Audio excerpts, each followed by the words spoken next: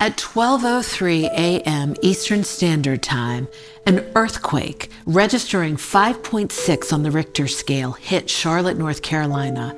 It was the biggest earthquake this city has seen since 1926. The subjects of this documentary, Elvis Bragg and Season Winters, were uninjured and returned home later that day. Even though they escaped injury, that does not mean they were unshaken.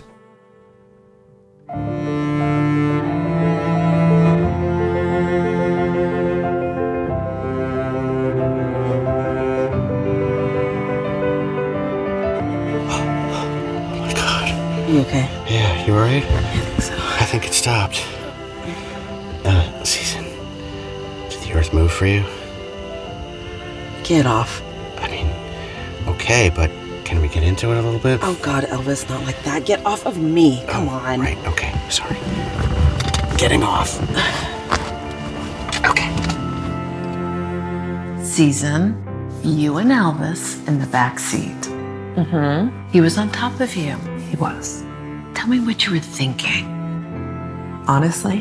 Mm-hmm. I was thinking that I had had 3 cups of coffee that afternoon and he was putting pressure on my bladder. I knew instinctively that if I had made a move in that moment, something would have gone down between us. Tell me what really went down. Don't say went down. Nobody went down. I thought we were going to die. I thought Elvis was the last person I was ever going to see. It wasn't romantic. It was the most romantic moment ever. Come on. Okay, maybe it was a little romantic. I mean, in the moment, he was lying there in his arms. His body was pressed against mine. I may have had a wisp of memory, an errant whiff of fecal plume. Mm-hmm. I could feel the closeness between us, Alyssa. And that closeness, it was actually making Season squirm. But then the whiff passed, and I just really wished I hadn't had that 3rd cup of coffee. Squirm. Yeah. Although there was not much agreement on the intimacy shared between Elvis and Season during the earthquake, there was even less agreement about the events that happened that night at Spam Risk. I was certain we were witnessing the paranormal, but then I realized that everything we'd seen was a direct result of the quake. In fact, uptown Charlotte, where we were standing, was the quake's epicenter. And what about Gottlieb? He was just a man chasing away trespassers, and in the heat of the moment, we misperceived him as supernatural. The mind plays tricks, Alyssa. It happens. Gottlieb?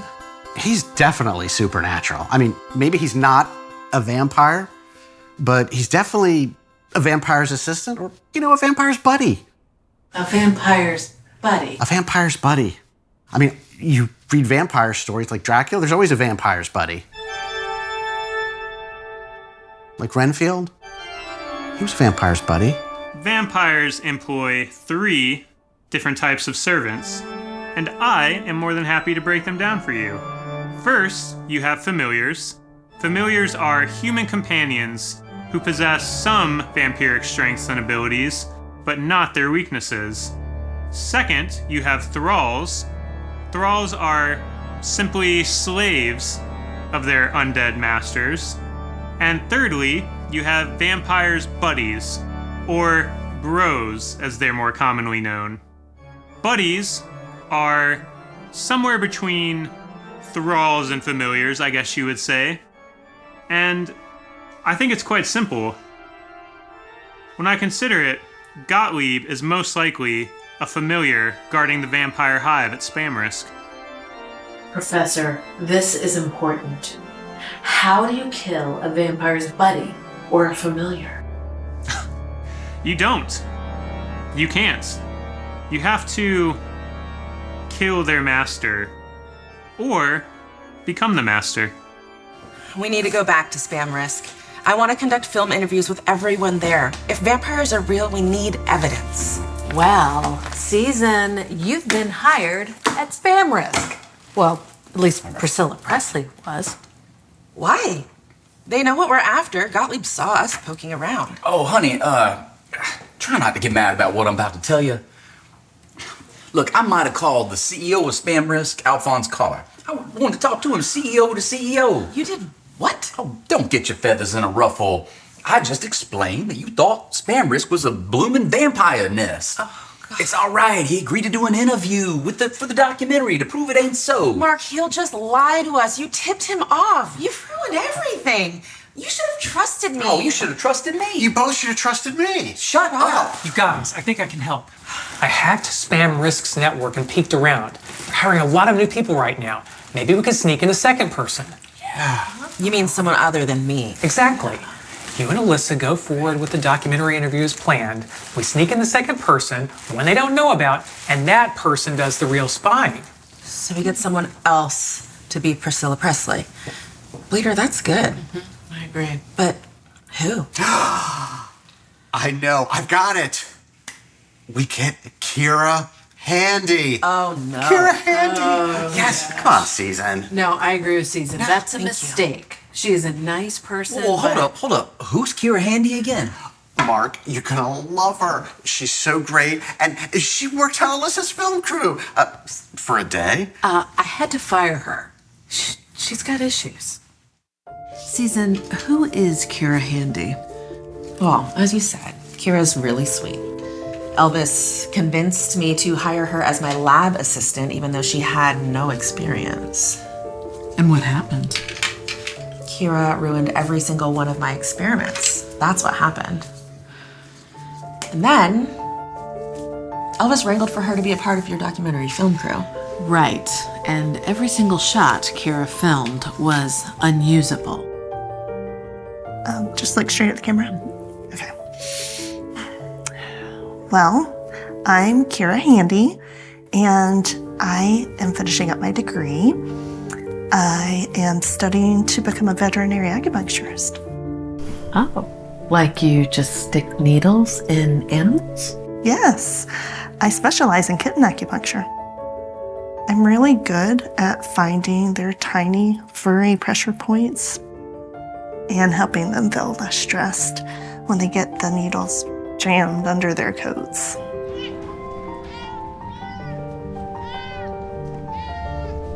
Kira, can you tell us a little bit about your condition? Oh, I don't, no, I don't have a condition. She does have a condition. She suffers from extreme anxiety, which results in a variety of symptoms, including psychosomatic blindness and coprolalia. When I get stressed, I go temporarily blind, and then I freeze up.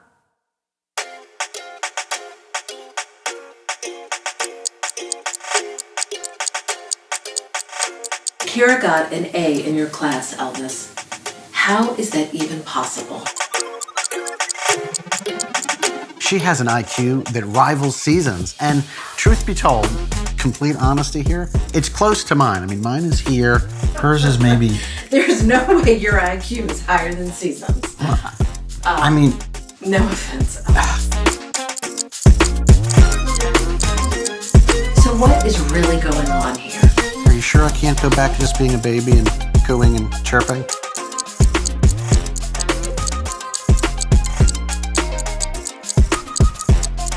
Students report that Kira froze up delivering her speeches. One former student told me she had to be wheeled back to her seat on a hand truck.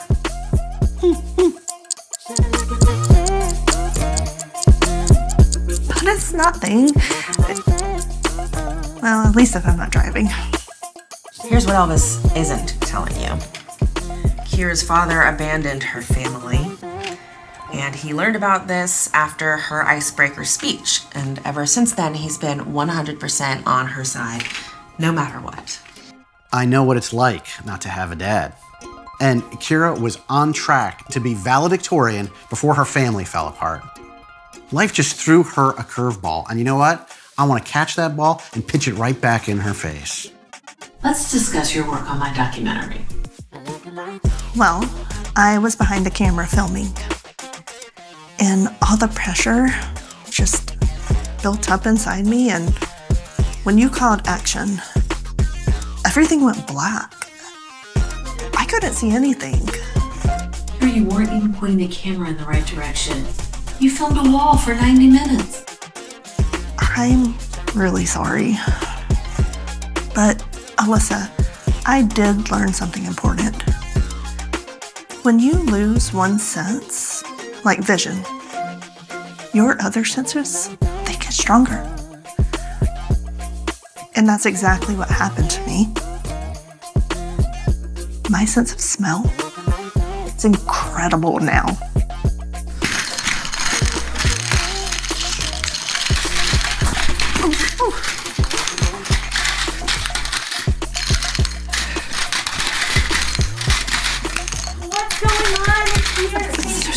Here, it's okay. It's okay. Just release. Just don't touch. Just please, just stay right there. It's okay. Just stay there. You good? And I just went numb.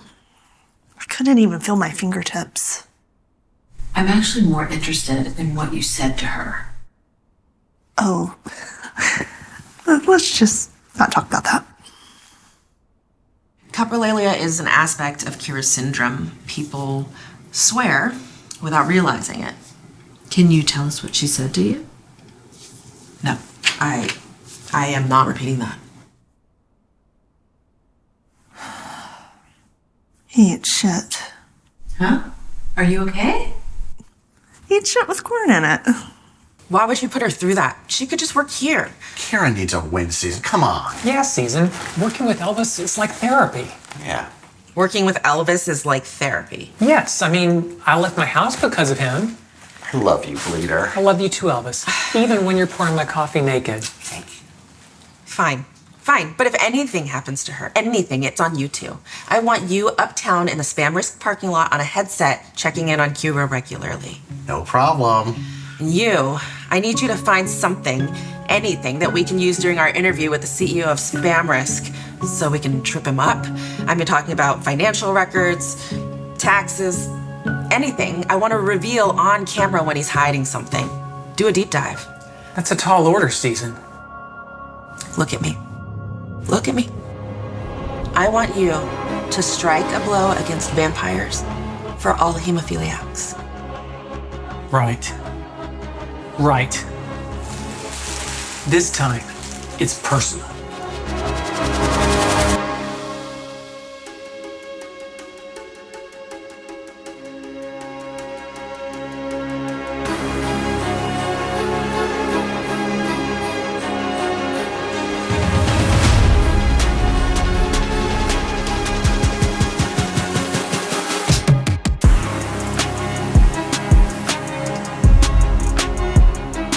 Mr. Card, thank you again for taking the time to meet with us.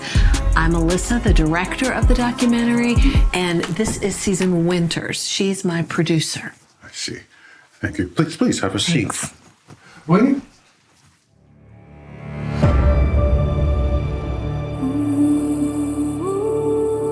Mr. Card. Thank you.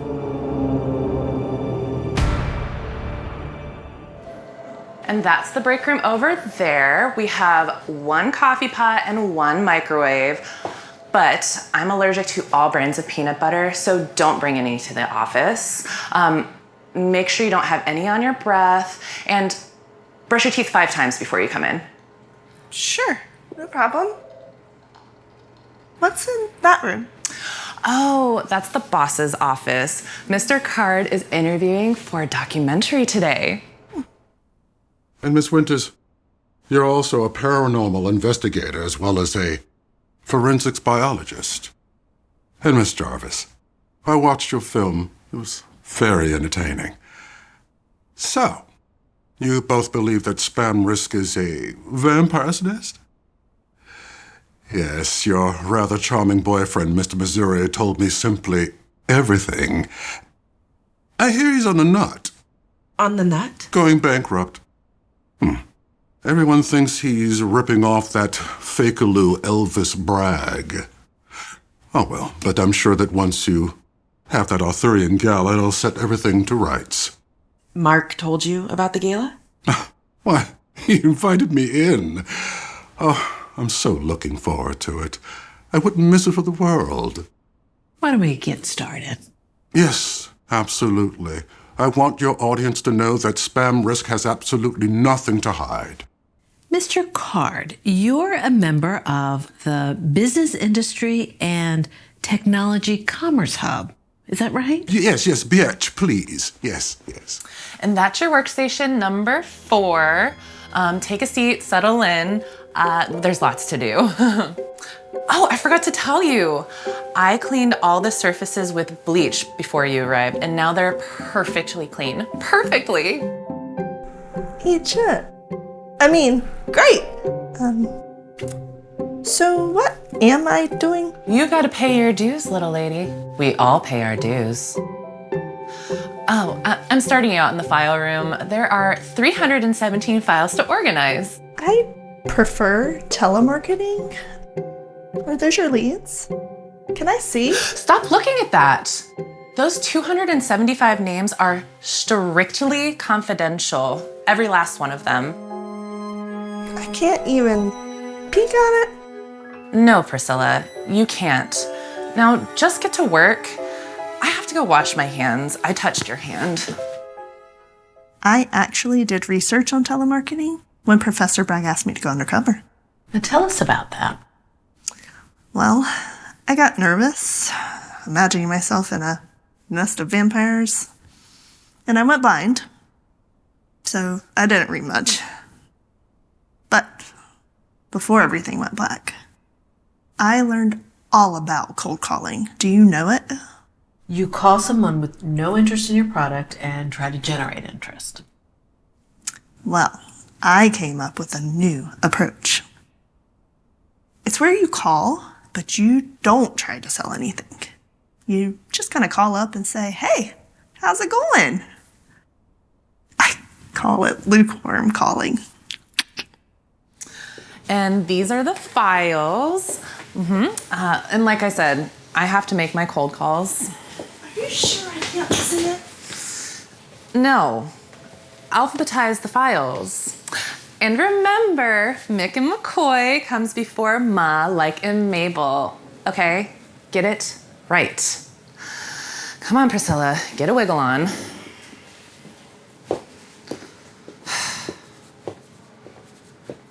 Your company advertises that it acquires bandwidth.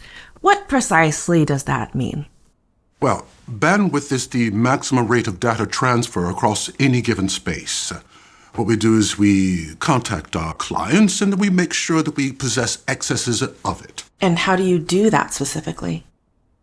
Well, there's a great deal of bandwidth out there in the ether waiting to just be hoovered up. What we do is we locate it and we take it directly from the customer's lips. Metaphorically speaking, of course. And we have the lowest bounce rate in the business. Bounce rate?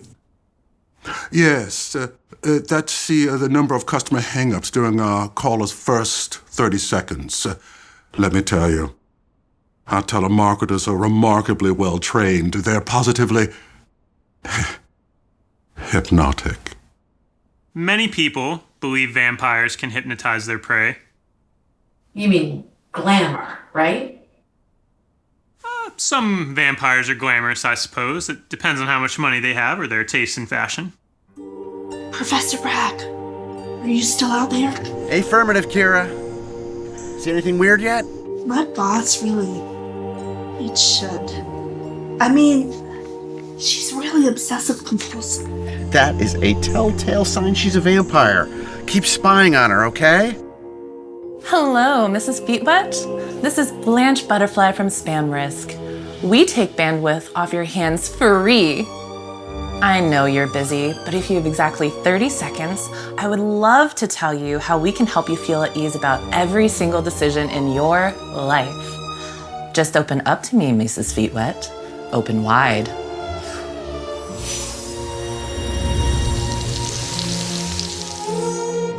Something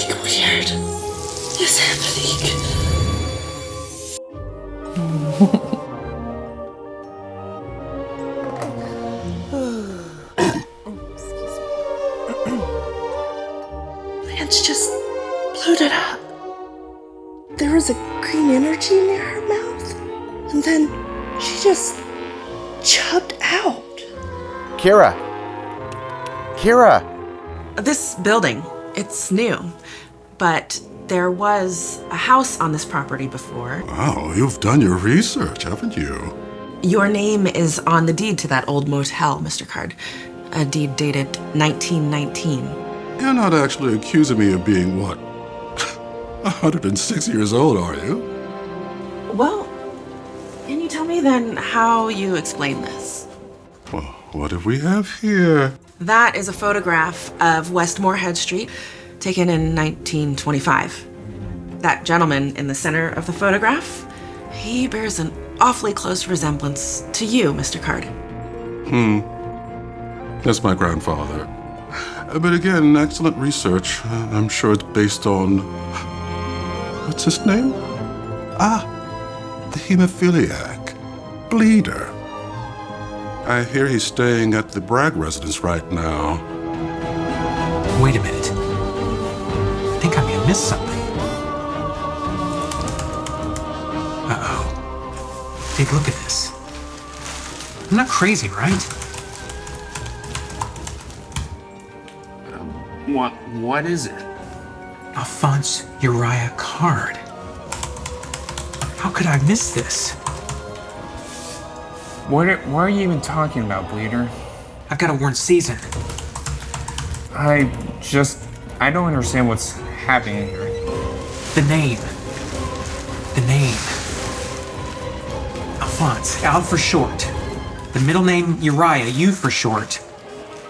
And the last name Card. Card, Dave. Put it all together, don't you see? No. Give me my letters.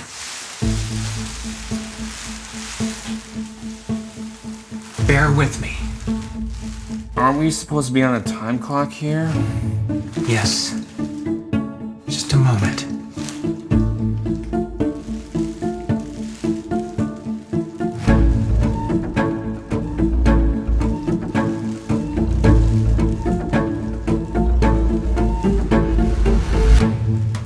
Start with the name Value Card. Now, we rearrange the letters. Get my attention.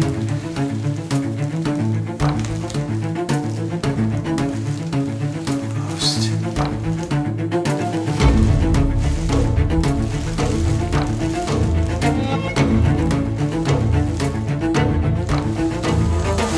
Well, dark.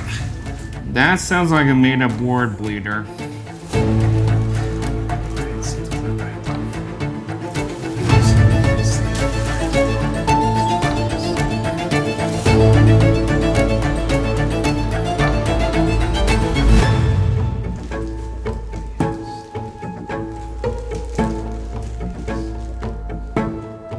Alucard.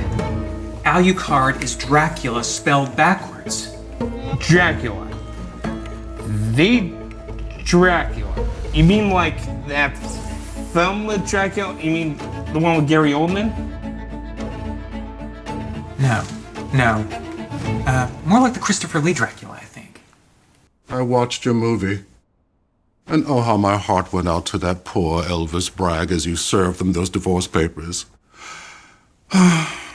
It must be so difficult being so, how do you say, intertwined with two such solicitous men. But then, it might be fun. You know, being at the center of all that attention. Is it fun for you, Mrs. Winters? Let me redirect, Mr. Card. What do you know about vampires? Oh, I know the same old stories you do. That there motel is just a plain old run-of-the-mill motor lodge, and it was closed down in 2007. The house you bulldozed to put up this building, it was a crime scene. There were ritualistic murders carried out there. It was just a bunch of crazy cultists, I'm sure. You were the landlord of that property, too. Did you rent to crazy cultists? It's not like they believe in Santa Claus, if that's your question. What was that? Someone's in the house. Let's talk about Bleeder, a hemophiliac. Ooh, what if he got stabbed? Or slit around the throat near a major artery? Bleeder doesn't have hemophilia, Mr. Card. He just has social anxiety. Are you sure about that? I mean, 100% for sure?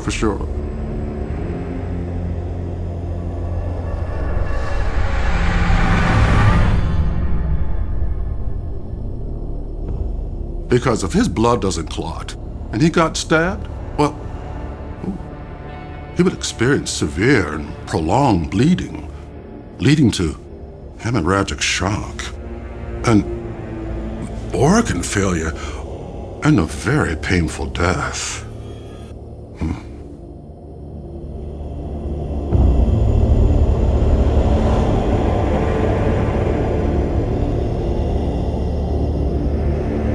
I heard it doesn't happen all at once.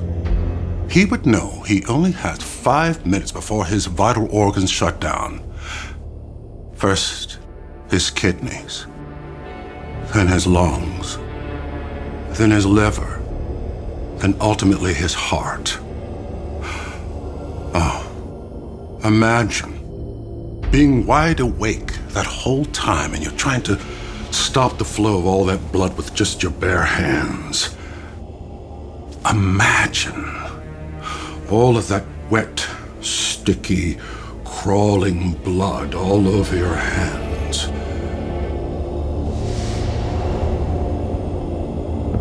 Dripping down your arms into your clothes.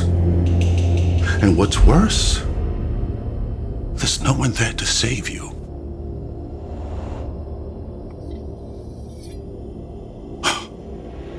And you know it's just not going to stop. Oh. If I were a smart hemophiliac, very, very smart one, I would begin to calculate how many moments it would take for my friends to come to my rescue. It'd be what, 40? 45 minutes? But what if there's traffic? They would never make it in time. He only had 5 minutes before he bleeds out and he would never see his friends again. Oh, they would never make it in time. Even if they were to leave right about now. Alyssa, we need to go. Now. That appointment. Yeah, right. The appointment. No more questions for me, Miss Winters? No more questions. Thank you.